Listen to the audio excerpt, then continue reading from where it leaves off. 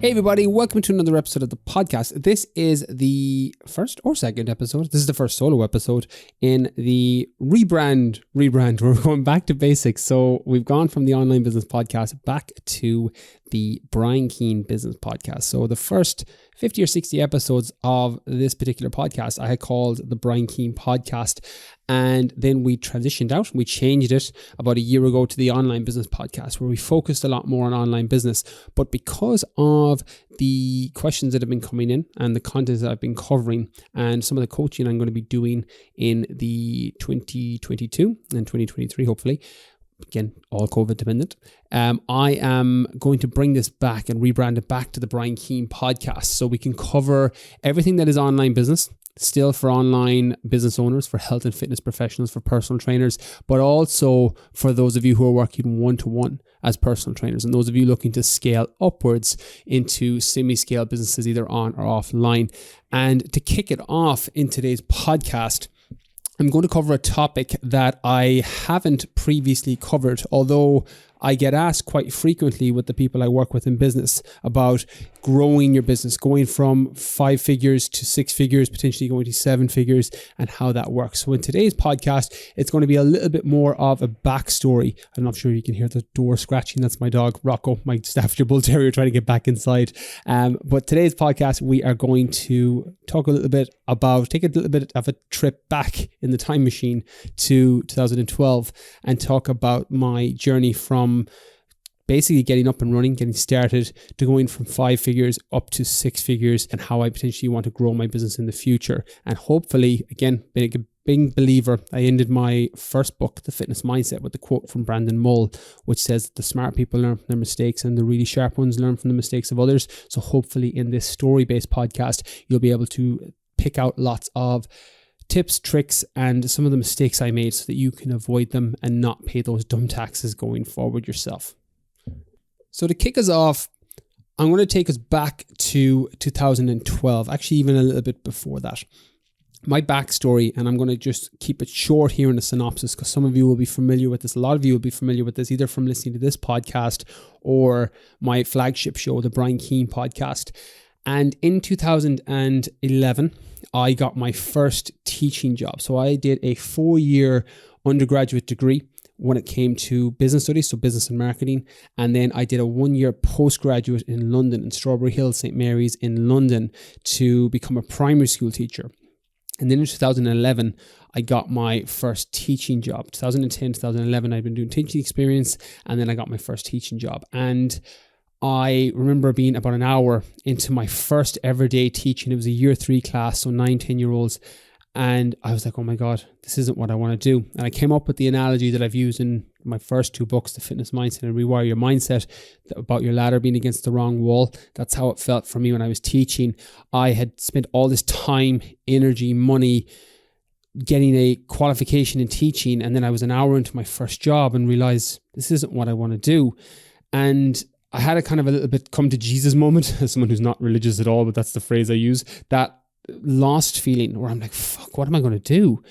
And in the Christmas of 2011, I came home and was the unhappiest I had been in ages. I hated my job. I hated what I was doing, not because there was anything wrong with the school or the kids or what I was doing. It was just that it didn't make me feel fulfilled. I'm like, this isn't what I'm supposed to do. And I had that real disconnect where I felt like what I was doing wasn't what I was meant to be doing. We've all had this feeling in some capacity. Some it's in a job like me, others it's in a relationship, some it's in a location where you're just don't feel like this is where you're supposed to be or who you're supposed to be with or what you're supposed to be doing. And there's this internal call that's pulling you away from that. And long story short, my mum asked me a question that I've put to so many people since: what would you do for free? And I remember thinking I would work in a gym for free. I loved fitness. I loved being in the gym. I loved working out. And I returned to London in 2012 or 2011. I'm getting my years mixed up. It was 2010. This was 2011. I returned to London and got my fitness instructor course. So my level 2 fitness instructor, super basic qualification that allows you to work as an instructor in a gym. And I loved it. I was in my element. I remember doing the test for it and studying and talking with everybody else who was passionate about fitness. And I just had this overwhelming feeling of, oh my God, this is what I'm supposed to do. And I very quickly went on to do my level 3 personal training. Then I went on to do my strength and conditioning and my sports nutrition. And over the space of a year, I decided that I was going to make a go at running a business and running a personal training, becoming a personal trainer. A lot of the mistakes I made early on, and I've told this story in the past, it took me fucking 3 attempts to get my business off the ground because I failed twice. This is what happens with a lot of people when you don't have a blueprint or you don't learn from other people. You're not listening to the podcast or reading the books or working with the coaches. I made so many stupid mistakes. You know, one of my most popular podcasts that I've recorded on this episode, on this podcast, is the dumb taxes, the 5 dumb taxes that I paid. And episode 3 or 4, it's very early on, and it comes down to the stupid things I did, like spending my money on branded gear and business cards and things that didn't generate any revenue. And no wonder it took me so long to get my business off the ground. And I'd made 3 attempts. My biggest fuck up beyond all was when I actually drained my bank account to zero. First time in my life. I had been a college student, a broke college student, but always had money that I could, buy beer or I could buy food.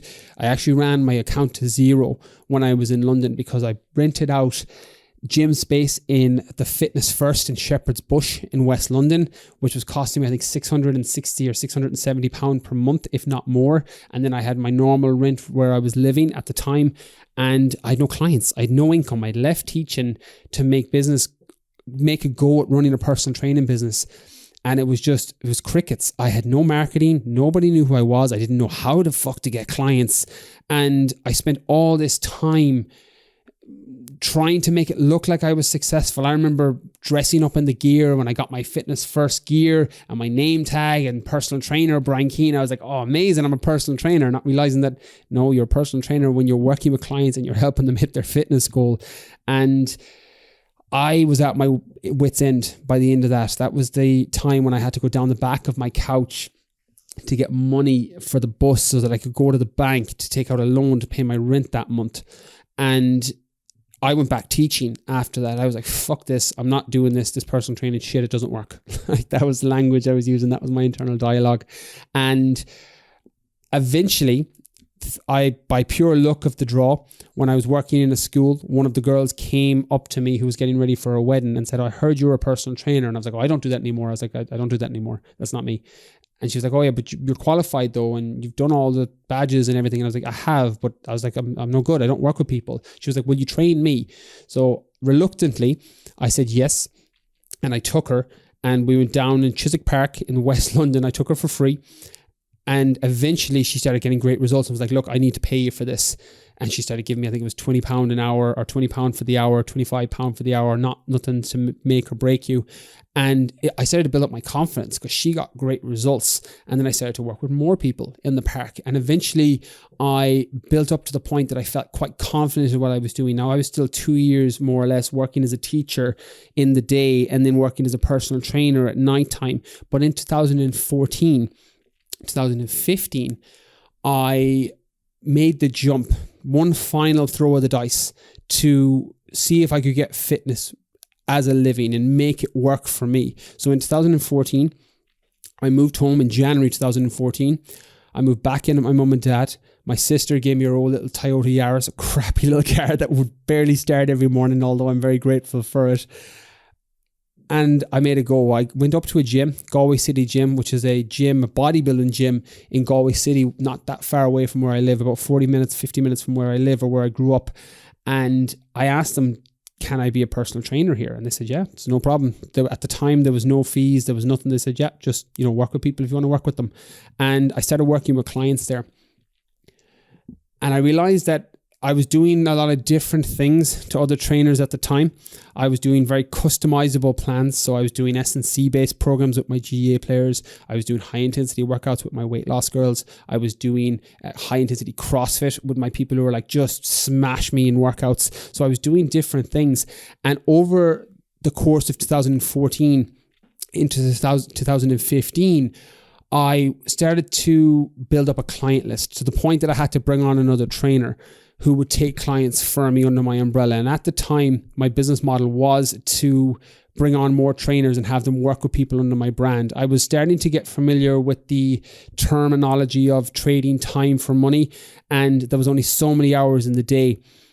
And in 2014, I read the book by Gary Vaynerchuk called Crush It, which I wouldn't necessarily recommend now. It's very outdated, although at the time it really helped me. And it was talking about social media. And in 2014, 2015, I was starting to work with a lot of people, but I couldn't scale it. I couldn't figure out how to grow. And I was earning quite a lot because I got my price point from €20 an hour as a personal trainer up to €100 per hour over the space of a year, just from pure supply and demand. I talk about this in my courses about basing your price on supply and demand. How many hours a week can you work? If it's 30 hours, that means that once that time is hit, your price goes up for anybody new that inquires about your service because it's supply and demand. You're not basing price on what everybody else is doing. You're not a fucking commodity. You're not bread and butter. You're basing it off supply and demand based on how good you are at your craft. And over 2014, I started to look at other alternative ways that I could potentially grow my business. And I didn't really know what I wanted to bring it to. And I'd love to say here, I want to get to the point where I'm making a comfortable amount of six figures and I don't have to worry about money and I have a lot of time during the day, but I wasn't even at that point. I was very naive in my thinking and was just like, fuck, I just want to get through the next 6 months. I've got so many clients now. My price is quite high. I'm working a lot. I'm starting to earn really good money, but I have no time. And I realized that I had to get some of that back. And once I started to realize that time was a renewable or non-renewable resource, that I needed to figure out a way to be better with my time management, that if I was going to scale and I was going to grow, I was going to have to find revenue streams that made me money while I was asleep. And social media was the start of that for me. It was leveraging and growing up a brand, your reputation, your personal brand. And I started posting content on social media off the back of reading Crush It, where it was talking about Facebook at the time and Twitter. So I started posting on Facebook, and then I joined Instagram and it came up and started putting out content on Instagram. And then in 2016, I had what was probably a quantum leap in terms of revenue mixed with getting a lot of my time back. And I would generally recommend any trainer listening to this, anybody who's running a business listening to this, is get clear on where you want your business to go. And get clear on, are you willing to pay the cost to get there? You know, something that I'll regularly tell my clients on weight loss goals and to a degree business is, you know, don't be that person that wants to go to heaven but doesn't want to die. I'm like, you know, if you want to, there's a lot of people in this world that want to go to heaven but they don't want to die, which means that they want the end goal, but they don't want to put in the work for it. And with a business, get clear on what you want.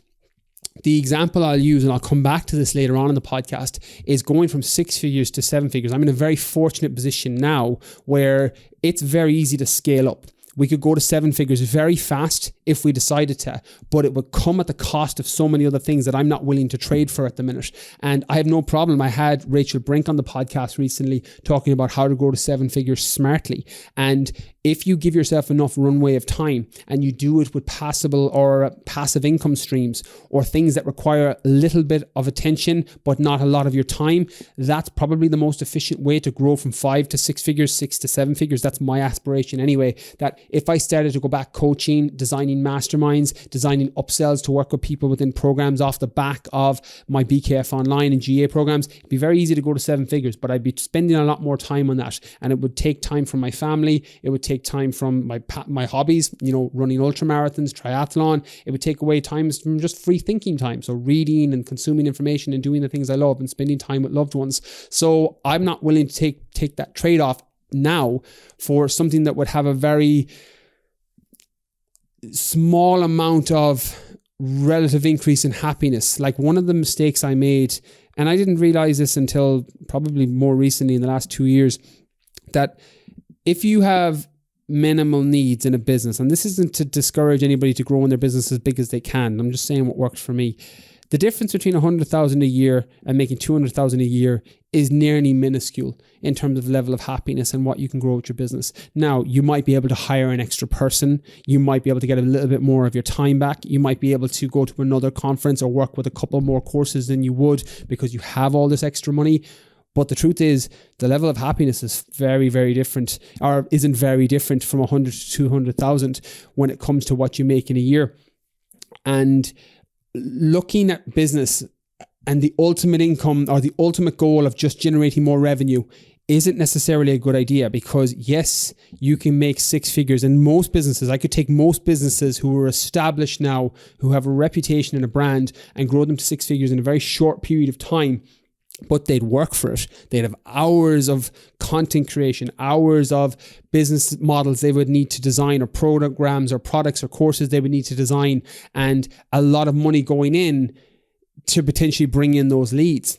Like, one of my mentors used to always tell me that, revenue is vanity and profit is sanity. And I think that's a good way to look at your business as well. Like, you can make 100,000 a year, but if you're spending 90,000 a year, that's not a brilliant business model where you've got just your 10,000 at the end of the year, which isn't terrible. It's better than losing money, but it's not amazing either. Whereas if you have a business that makes 100,000 a year and the profit is 50,000 a year after taxes, after everything you've paid, after employees, after everything, that's a very good business model to have. And you want to look at it that way, particularly if you're designing some form of lifestyle business.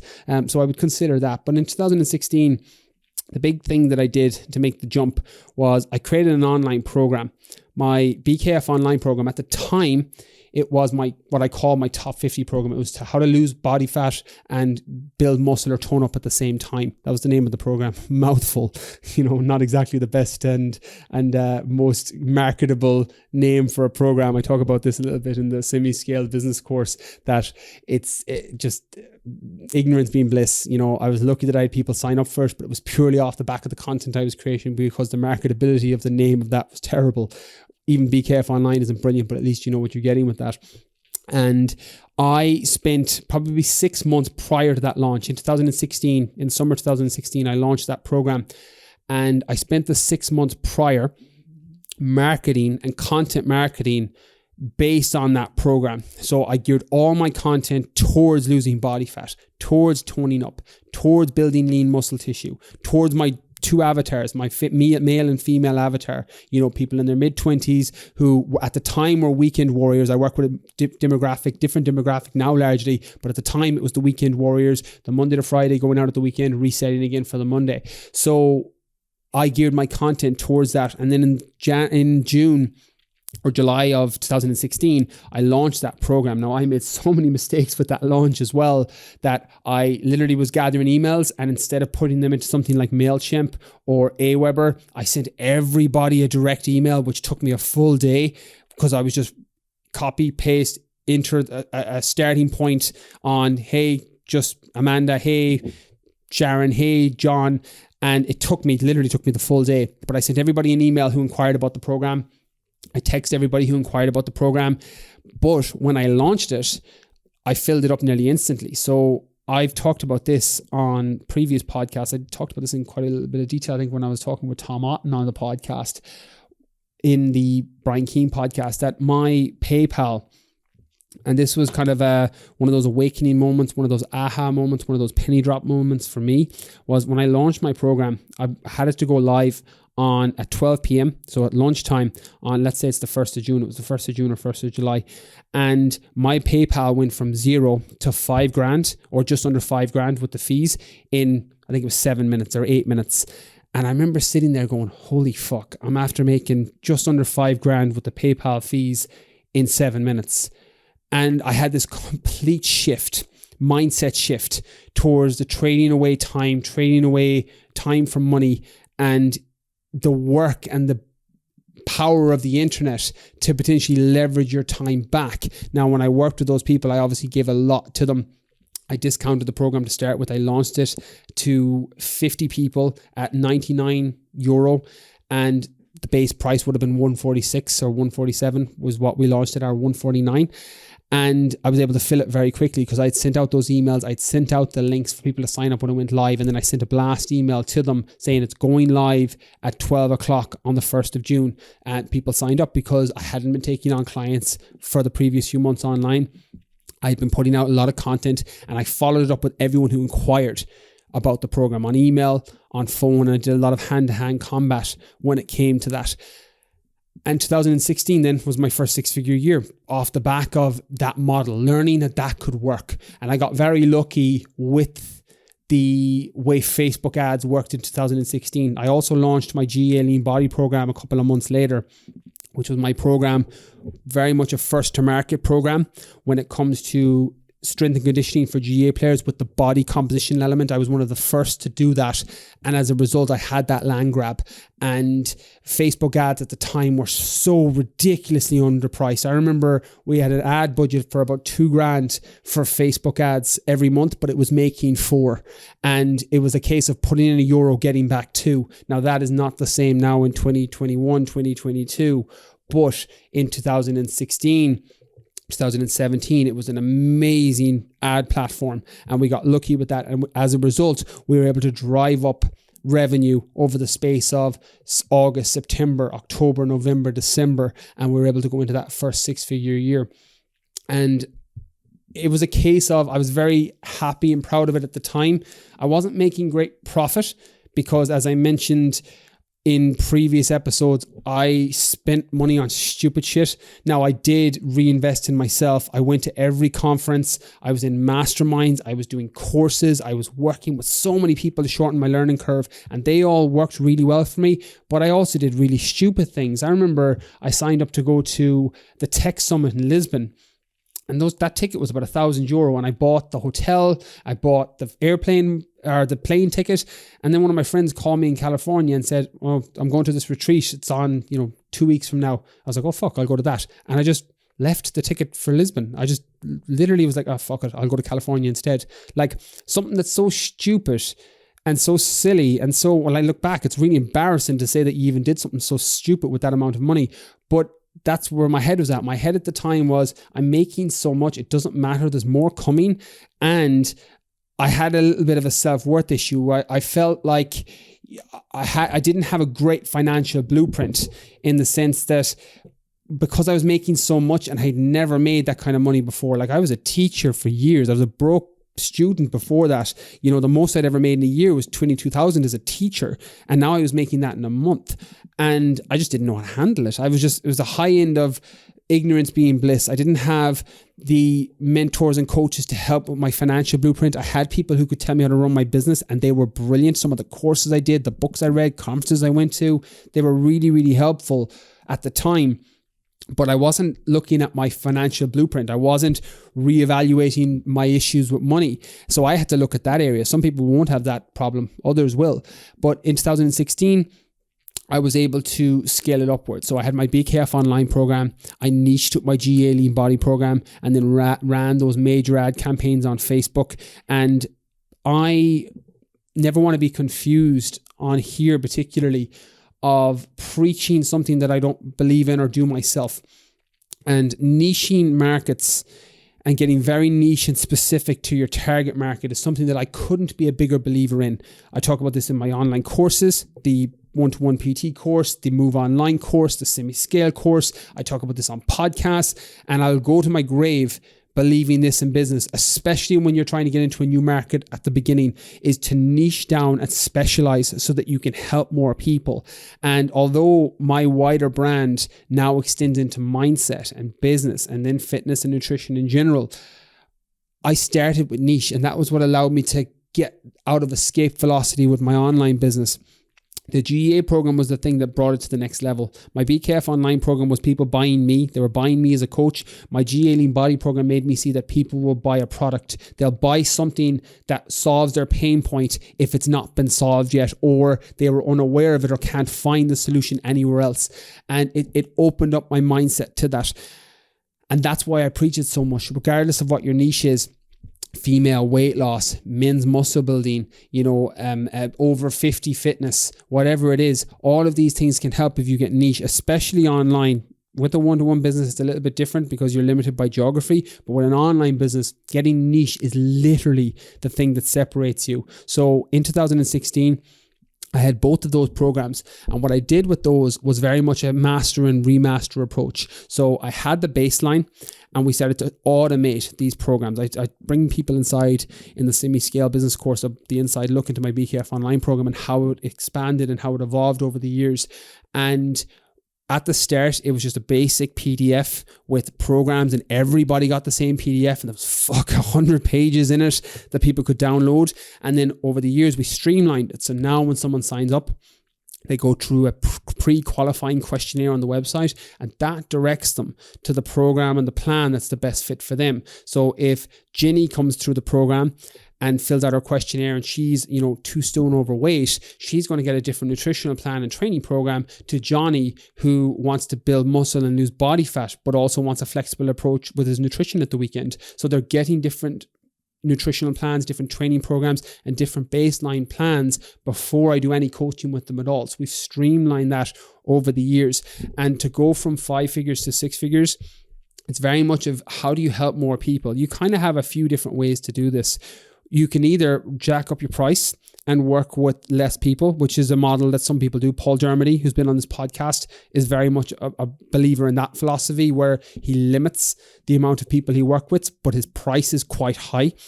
I'm on the other side where I keep a moderate price and I work with a lot of people in small group settings because that's what suits my business. It's what suits my lifestyle. I also don't love working one-to-one with people in the sense of somebody dominating all of your time. It's the Nassim Nicholas Taleb talks about this in his book, Anti-Fragile, The Black Swan, Fooled by Randomness. He speaks a lot about the having lots of different clients is a lot more sustainable over the long term, although it may seem like it's unsustainable day to day. He uses the analogy of a taxi driver versus a banker, where, if a banker's working 9 to 5, or anybody that works a 9 to 5 job, me as a teacher, somebody else in an office, they think that's quote unquote safe and secure, where it's actually not that safe and secure because a black swan can come, something can happen that uproots it and you get fired or you get laid off. Whereas if you're working as a taxi driver, as the example he uses, which I think self-employed PT works the same here, you're working with lots of different people, you have lots of different clients, and you can make the adjustments. You're not getting all your income from one person. So if one person leaves your ecosystem, you're like, oh shit, I've taken a hit on that, but I'll bring somebody else in. Also, you can make the adjustments day to day, because if what you're doing isn't working, you have feedback that you can make changes. An unsuccessful PT normally falls down from one of 2 elements. Either they're not good at what they do, they haven't evolved their craft to be proficient at what they sell, or they're crap at marketing themselves. It's generally one of those 2 things. Like most personal trainers die by starvation versus indigestion, i.e. they don't get enough clients versus having too many and then break down. Some can have too many and break down. I'll talk about that later. That happened to me when I moved online first, or when I was transitioning to move online first. But most people will find that it's one of those 2 things that they let down, and they're both very fixable. Your craft and getting better as a PT is just re-educating and self-educating yourself, or working on more courses and programs to get proficient at your craft. You don't have to be amazing at what you do. You just have to be able to help people get to their end goal with whatever fitness it is that's relative, whether that's absolute beginners who just need to hit a step count every day and make a little bit more conscious food choices, all the way up to the upper echelons of a high-end strength and conditioning coach who will make tweaks to a microgram of a macro split for somebody to try and get them to professional level or to the Olympics. So you can fall anywhere in between that as well. And the awareness side, the marketing side, is just your business brain. Realize that it doesn't matter how good you are at your craft. If nobody knows who you are, no one's going to buy you.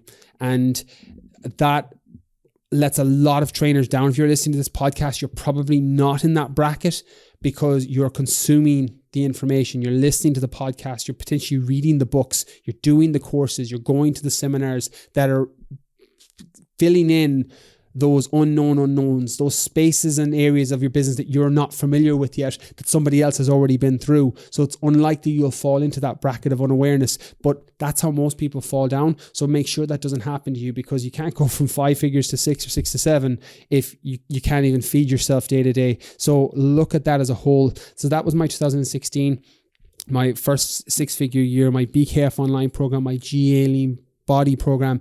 And then from 2016, 2017, things got really interesting. And this one is really for anyone who wants to take kind of the longer term vision and some things that you can consider to potentially move your business to the next level. So then in 2017, I was looking to break through what in my mind at the time was a bit of a glass ceiling. And I saw the trainers who were doing really well, some in the UK, some in Ireland. And I was aspiring to be at a similar level to them. And I couldn't figure out what was differentiating them from me.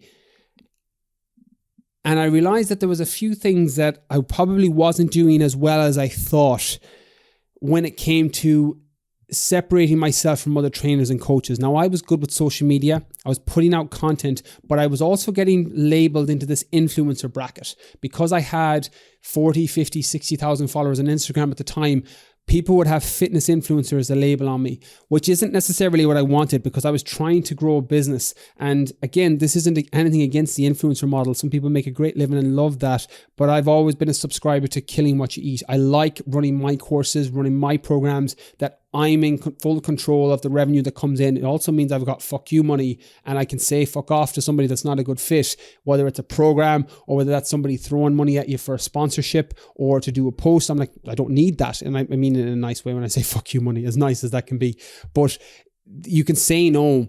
And, you know, Benjamin Franklin has the quote that an empty sack can't stand upright. And like, if you have somebody that you can buy them, and you see it with some influencers online that you're like, oh, you're only promoting that because you got paid for it. Now, they probably got paid a substantial amount, but they wouldn't ever sell that without getting a good amount of money to promote it. And I never wanted to be like that. And with a fitness influencer bracket and brand that I was getting associated with, I needed to step out of that. So I had a two-pronged approach in 2016, 2017 for that. One was to write a book, just so that I could elevate my brand and separate myself from the influencers. And this isn't a knock on anyone that was doing fitness influencer at the time, but I didn't want to be in that bracket. I didn't want to be in that label, and I was getting thrown into that label and bracket. A lot of the speaking gigs, the conferences that were asking me to attend had me in the same bracket as other people who actually didn't really sell anything, but they were just fitness influencers. So a book was something that I was going to use to elevate myself, my brand, and also as a pre-qualification for my programs, so people could get an idea of what my philosophy was like before they worked with me. So I'll come back to that. That was the first thing I did. The second thing was I started a podcast, and I used the podcast intentionally so that I could grow my brand and I could leverage myself to speak. Now, there was also a full-on side benefits that came in hindsight off the back of it. One was I was getting great pre-qualifications for programs off the back of putting out my philosophy and how I worked with people on the podcast. And two, after about 50 episodes, when I started to bring on guests, I started to get great networks with people. So I was making friends, I was connecting, and I was learning a lot from other people who were in the space. So there was a real benefit that transitioned or transcended just basic monitoring, brand building, just off the back of networking and the pre-qualification for programs and leads. But the goal at the time was to use it to leverage myself to speak. So I wanted to get paid to speak. The book was also a tool for that. And I figured if I could get to 2017 with a podcast that had 50, 60 episodes and a book released, I'd probably be able to speak and go to seminars and do conferences where I could get paid to speak. A lot of these conferences at the time would offer travel and maybe some freebies, but I wasn't actually getting any fees to speak in 2015, 2016. But then in 2017, when the book came out, everything kind of changed because I got so lucky with that. That fitness mindset did better than I ever could have imagined. And it sold, I don't know how many copies in the first year, but it was 16 weeks on the Amazon bestseller list. It sold nearly 50,000 copies now up to this point in 2021, 2022. And it was one of those things that hit a point in people's mind that hadn't been previously considered from what I could see. And in one of the podcasts I recorded last month, when somebody asked me about would I write a business book, I said I probably would, but not until I can write something that hasn't already been written. And the fitness mindset at the time, and I had been reading a lot of fitness books, a lot of nutrition books. I've been in this space for years. And there was nothing really around the mindset element of fitness. So there was books on calories and books on fasting and books on training and books on strength, but there was nothing that talked about the mindset and how important that was to sustaining a fitness journey. So I wrote that book largely to the people who I'd worked with over the years, because a lot of the clients I worked with didn't struggle necessarily with the education around fitness and training and nutrition. They were struggling sticking to it. You know, some had poor relationships with food, some had poor relationships with their body confidence, but for the most part, they were self-sabotaging. They were beating themselves up when they'd fall off track. They weren't able to stick or sustain what they were doing. And that comes down to the mindset. So I wrote the book for that. But because it did so well, it did elevate me. Now, also the financial resources I got from the book, or the financial gain I got from the book, also gave me a lot of leverage with what I wanted to do with my time. Because at the time, I don't know if I've talked about this on the podcast, I had a publishing deal in 2016. I actually don't think I've ever talked about this. I had a publishing deal in 2016, and the head of the publishing, I can't remember his name now, it's so bad, but he died. He passed away. And I was one of the books that was on the list for him to set up and promote. And when he died and passed away, all the books, I think there were 7, 8 or 9 books that just got pulled. They literally got pulled, the plug got pulled from them. And mine was one of them. And I remember thinking, oh, fuck. I was like, what am I going to do? I was like, I've written this book. I was like, it's done. And I went to plan B. I started to pitch other publishers, and I sent out the book and the manuscript to definitely 12, 13, 14 different publishers, mostly around Ireland. They all rejected it. They all said, no, this book isn't going to work. This book isn't going to sell. I was like, all right, fuck it. I'm just going to find an alternative. I was like, I think I'm going to self-publish this. So I looked into methods of self-publishing, and I came across a company, Rethink Publisher. I think it was Jamie Alderton I had on the podcast at the time, who had just released a book, Mindset with Muscle, through this company, Rethink. And I messaged them, and they are what are called a hybrid model. So you pay them to do all the typesetting, the design, the cover, all of that, and then they upload it to Amazon for you, and there's a percentage royalty split. So you keep 60% to 70% of every copy of the book sold, and which is quite a good royalty split. Most books or most publishing deals will be, 10 to 20%. You keep €1 to €2 per every copy of the book sold. You're not going to become a millionaire unless you sell 5 million copies of your book with traditional publishers, but there's lots of other benefits to doing that. That's what I'm doing with my most current publisher, my new book, The Keen Edge, that's out in January. And it's for other reasons. It's the publicity, it's the professionalism, it's the feedback, it's the specialty and area of expertise they have. So traditional publishers have their benefits for sure, but at the time I couldn't get anyone to pick me up. So I emailed Rethink, I signed up with them, and as a result, because I kept so much of the book royalties, I had thousands coming in that I just didn't have before. And that extra, 20 grand a year, 30 grand a year on royalties gave me a lot of freedom. It gave me a lot of choices to say no to things. I could scale back on programs and really focus in on the quality of them. I didn't have to run them every month because I had money coming in the background. So it was one of those things that it helped a lot. Although I was already at that kind of 6-figure point, I also had a lot of outgoings. I had my staff at the time. I had my taxes at the time, which were really high because it was still self-employed before I switched to an LLC. I had the outsourced team that I was working with, the Facebook ads I was running. So although I was making 6 figures, my profit wasn't as high as what you think because of the amount that was going out. I don't have the numbers in front of me, but it wasn't that super high because I was spending a lot that was coming in. And I was also reinvesting in myself, into conferences, into seminars, into masterminds at the time. I was still doing all of that. So my profit wasn't great. And that book royalty every, twice a year would bump things up and just gave you breathing space. So it worked really well for that. It worked really well for speaking engagements. I started to get a lot more paid speaking gigs. It helped me pre-qualify a lot of people into my program. I started to get really good leads into my program because people had read the book. It's not a big book, The Fitness Mindset. It's an easy read. And it was getting people into that, oh, he's going to look at it from all angles here. It's going to be very holistic. He's not just going to say, eat these calories, eat these macros. And as a result, I got better clients who were a better fit for me, square pegs and square holes. And then I used the podcast to help promote it. And I think that was one of the reasons that I was able to do so well with it. Like The Fitness Mindset got picked up in all the papers. Men's Fitness featured it. Women's Fitness featured it. It did really, really well. And it allowed me to expand out what I wanted to do. And to be honest, a lot of it then from 2017 onwards has been doubling down on the things that work. So it's not a coincidence that my business model hasn't necessarily changed. I've definitely become more efficient. I've hired more people and I do a little bit more now, but it takes considerably less time, but it's doubling down. I released my second book, Rewire Your Mindset, in 2019, December 2019. I have my new book coming out in January. That's my first traditionally published book, The Keen Edge, Mastering Your Mindset for Fat Loss, is out in January. So it's doubling down on the things that work. The books have worked, so I've kept writing them. The programs and the courses have worked, so I've kept creating them. I now have, my mindset course, my business course that you might be familiar with if you're a long-term listener to this podcast, the one-to-one move, grow and scale your one-to-one business, to the move online, to the semi-scale business.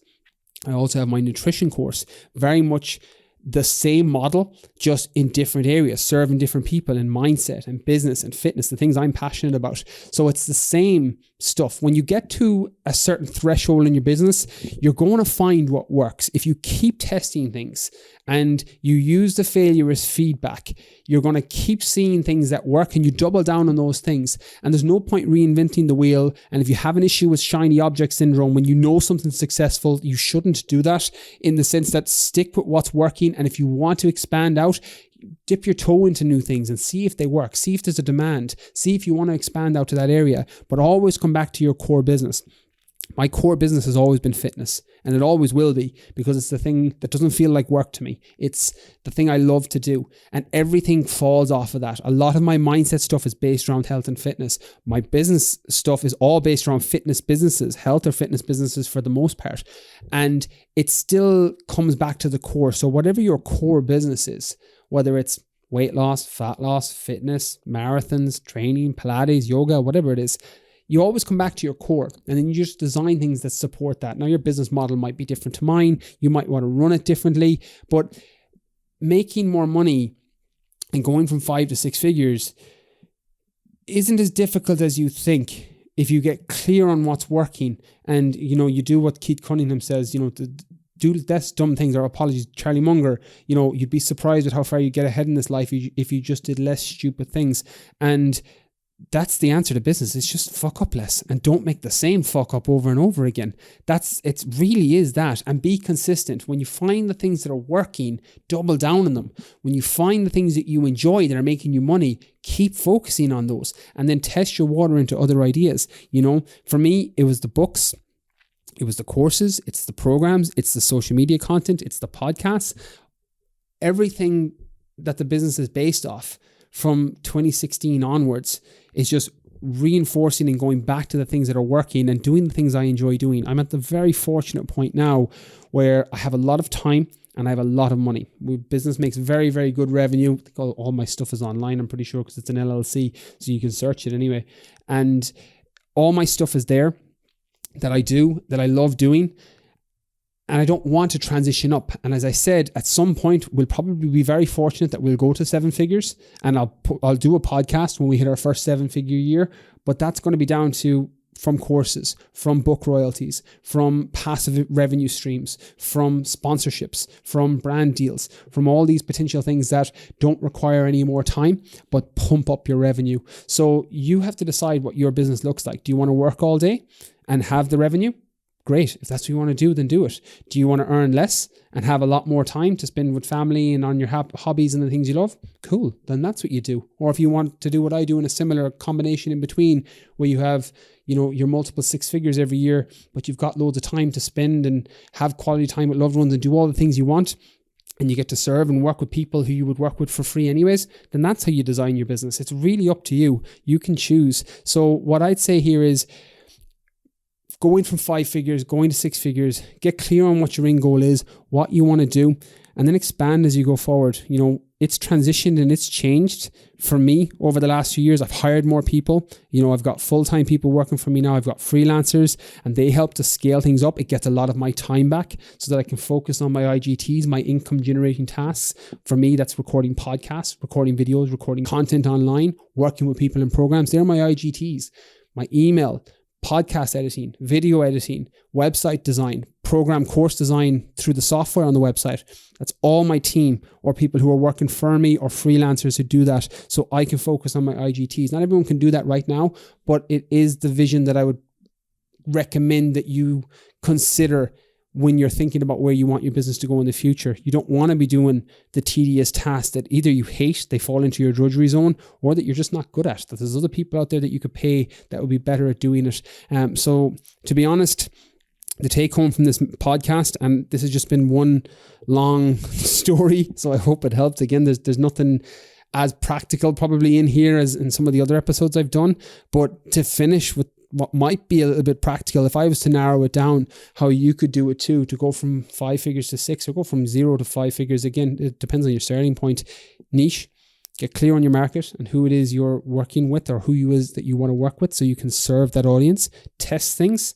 Probably the biggest thing that I've changed from 2014 to now is that I test things in a crazy amount, and I test them rigorously. I'm always seeing what content flies, testing different ideas, testing different podcast guests, testing different layouts for courses, testing different sales copies on websites, testing different prices, and then optimizing what works best.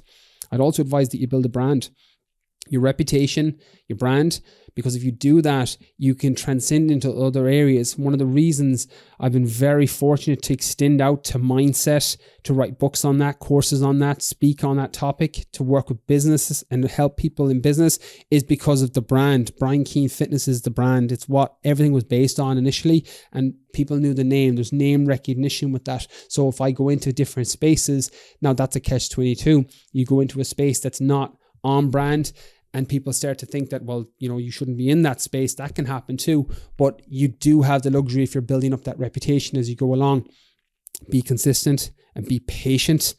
Consistency and giving yourself enough runway of time and being patient to allow the results to come.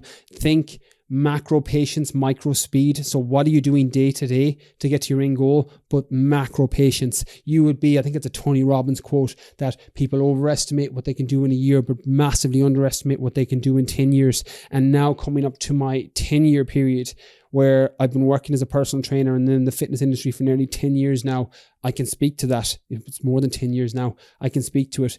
Patience, consistency, a lot of the point, and I've got asked this on previous podcasts and Q&As, you know, did I ever think I'd be at the point where I'm at now? And the answer is no. Like, I'd love to sit here and be like, I was a visionary. I knew it from the beginning, pure Puff Daddy style for, you know, Death Row Records. Like, I fucking knew when I was 21 I was going to do it. That wasn't me. I just didn't want to be a teacher anymore. I just wanted to make money as a personal trainer. And then when I was making money as a personal trainer, I wanted to get some of my time back. And then when I wanted to get some of my time back, I wanted to move it online so that I'd have a lot more freedom. And then it grew from there. I wanted more impact with people. I wanted to be able to help people. I wanted to feel fulfilled in what I was doing. I wanted to really believe in what I was selling so that I could help people on a grander scale. So it evolved. It changed over time. I didn't have that at the beginning. So be consistent, be patient, and pivot when things aren't working. Failure is feedback in business. That's one of the best things about it. If you're running your own business, you're self-employed, you have an LLC, you know, you're aspiring to do something yourself, a side hustle, your failure is feedback, and you can constantly retest things and change things and adapt things until you find what works for you. You don't have that luxury in most 9-to-5 jobs. I didn't have that luxury as a teacher, but I have it now as a business owner. And you'll get to a point, and it happened for me, I think in 2016, where I woke up one day and thought, I'm never going to have to go back teaching. And it's an amazing feeling, because I would have that and had that line thrown at me so many times of, oh, well, if the fitness doesn't work out, you can always go back teaching. And that nearly became embedded in my psyche. And I'm like, oh, I could just go back teaching. But then it happened. It got to a point where, 2016, I think it was my first month that I made 20 grand in the month, or 22 grand in the month, which was more than I made as a teacher. And I thought, I'm never going to have to go back teaching again. I was like, that's it. I'm out of escape velocity, and it's such a wonderful feeling. So if you're at that point where you don't think it's working, just keep pushing through. You know, the old Winston Churchill comes to mind here. The quote, you know, when you're going through hell, just keep going. Like, that's how business is sometimes. It's fucking hard and it's tough and it's struggle and it's lonely, but it is worth it when you get out the other side. So keep pushing through. Niche your market, test things, build your brand, be consistent, be patient, pivot when things aren't working, and use your failure as feedback. And yeah, hopefully that helps. Again, this is just as I said, a press, record and talk kind of podcast. So let me know what you thought. I haven't done too many of these episodes. I haven't done one of these episodes in ages on any podcast. So let me know your thoughts. Again, there was no real structure. I didn't have any points really that I wanted to make on this. It was just, talk through my story on here. So I hope it helps. So let me know. Hit me up on Instagram, Brian_Keen_fitness. Hit me up on DM, or tag the podcast, or take a photo of the podcast, tag it on your wall, and let me know what you thought. That's everything from me from this month. Catch you all soon.